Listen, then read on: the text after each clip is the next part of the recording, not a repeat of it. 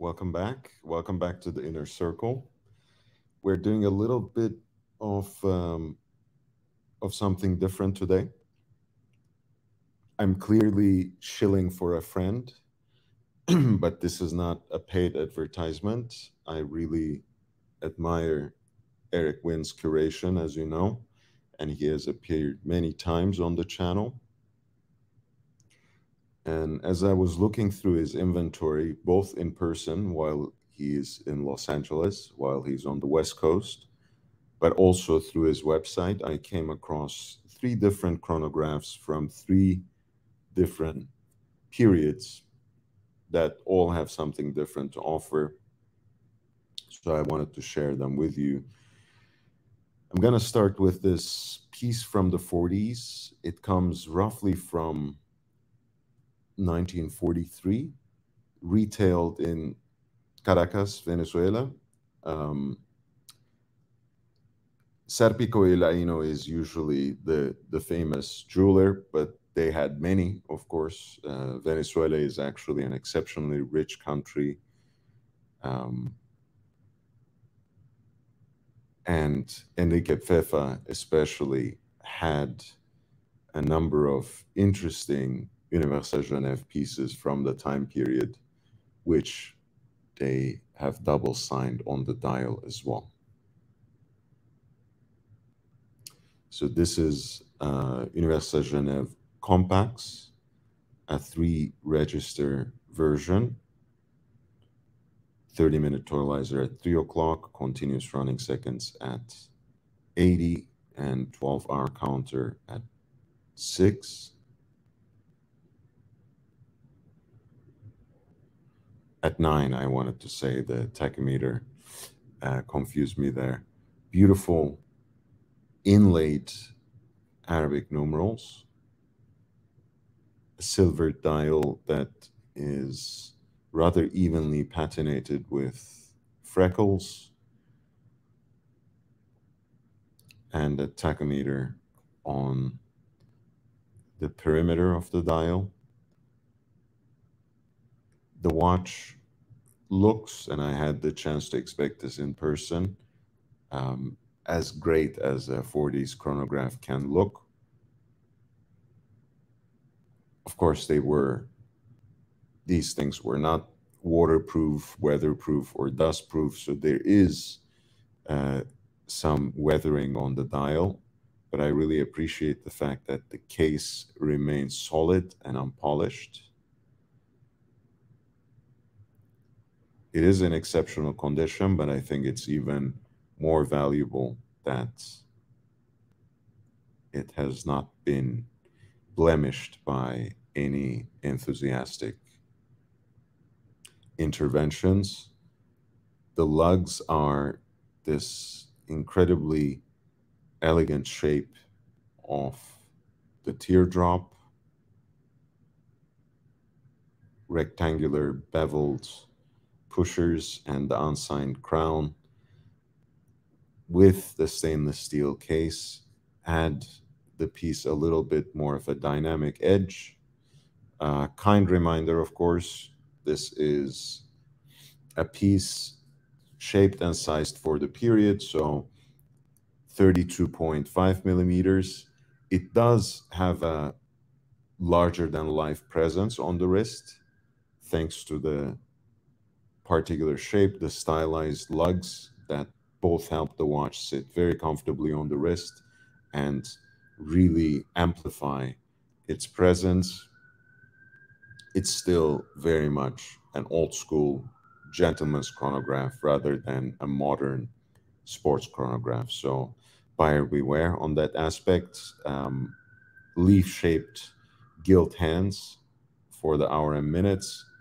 All the chronograph hands, including the centrally deployed chronograph seconds hands, are heat blued, which is a beautiful accent on that well-weathered silver dial. This is the Universal Genève, signed by Enrique Pfeffer of Caracas, Venezuela. Reference is 22276, running on the universal caliber 283 hand wound, 3 register. The watch has been recently serviced. Eric apparently put $2,000 into it, so that's well worth it. And the price point is quite attractive as well, 8,900. We're going a couple of decades ahead to this doctor's watch by Longines, a classic bicompax chronograph, 2 register chronograph with a multimeter scale, pulsometer graduated for 30 pulsations, and an asmometer graduated for 5 breaths, 5 respirations. Beautiful silver sunburst finish on the dial.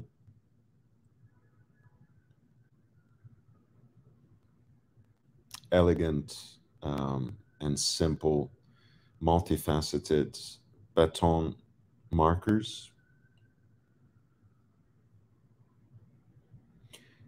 The chronograph registers are ever so slightly recessed and radially guilloche finished, so there's a lot of dimensionality on dial. Look how clean it is.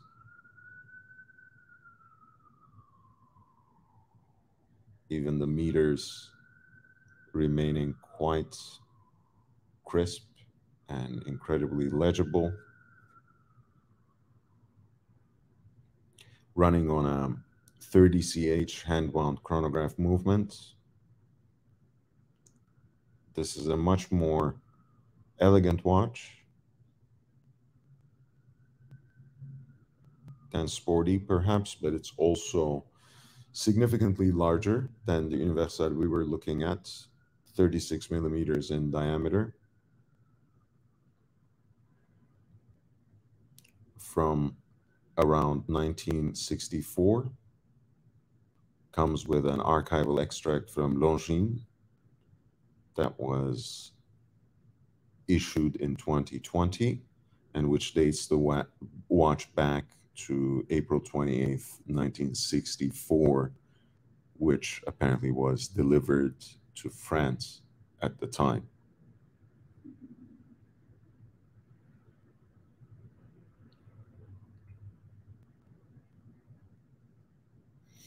Very elegant piece. Could be a wonderful office watch, I think, for just about anyone, but certainly for someone in the medical profession, it would be even better and more appropriate. Once again, very beautiful, solid, substantive case.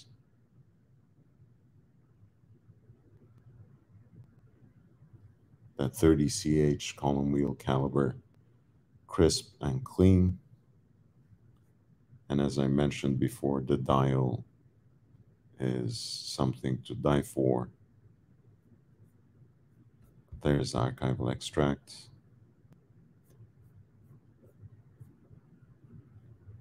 And the dial is really extremely beautiful. And this particular piece is 9,900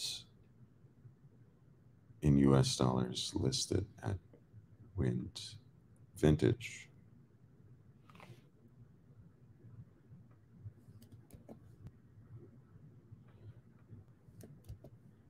We have another steel stunner here. We are already in the 2000s, in the 21st century with this particular watch. This is the Audemars Piguet Jules Audemars 25859.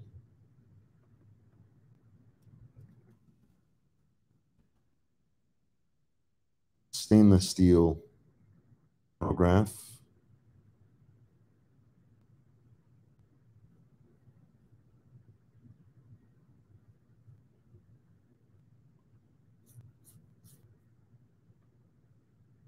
with a 2-register configuration. Classic lines, but there's something modern about it. It is, of course, much larger than the other watches we talked about today, 38.5 millimeters in diameter and 44 millimeter lug to lug. This is much, much larger compared to the Longines and the Universal. It comes as a full set. It is also unpolished, so has a nicely worn, used but not abused case, alternating Arabic numerals with the AP initial logo at 6 o'clock, at 12 o'clock. I don't know what I'm talking about. I'm so sorry, guys. And a beautifully heat blued, centrally deployed chronograph hand.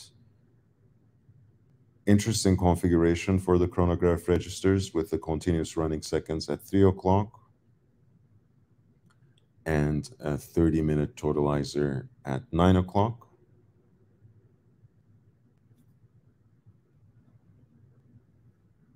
A nice silvered, vertically grain brushed dial that gives the watch also a certain versatility. And I also like the knurled accents on both the pushers as well as the crown.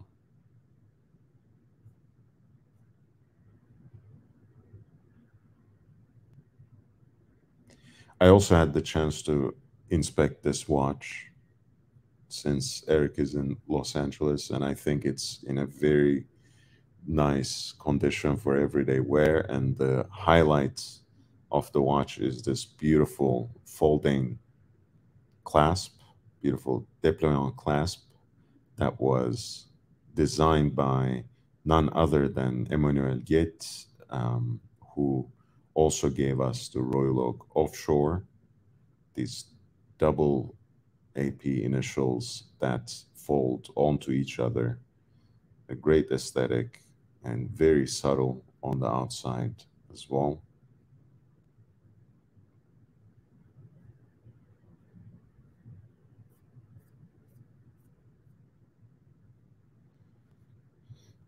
This is also quite a good deal at $14,900.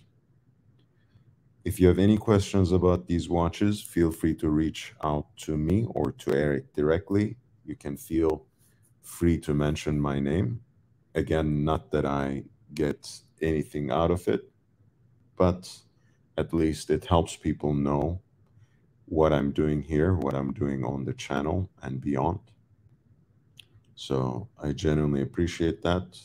There is always a great selection at Win Vintage,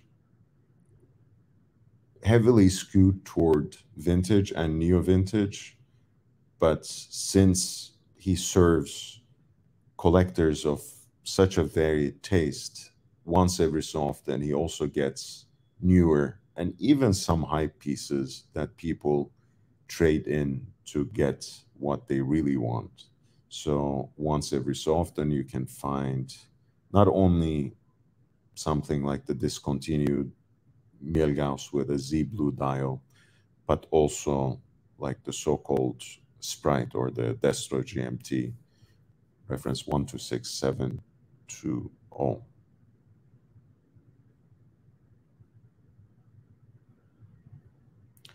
So check it out. Let me know if there's anything I can do. Let me know if there's a watch that you like that I might be able to inspect for you, since Eric is still here until next Friday, I believe. So let's stay in touch and I'll try to help you out. As always, I'm at your service. You can reach out to me here on Patreon. You can write to me on Instagram at young.brando.